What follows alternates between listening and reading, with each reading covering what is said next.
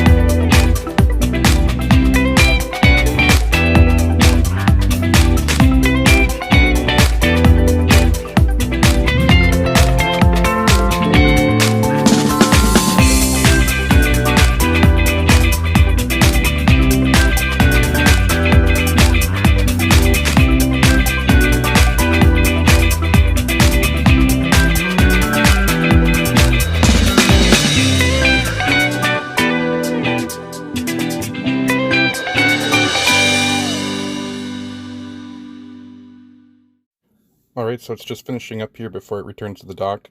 Let's take a look at how well it did.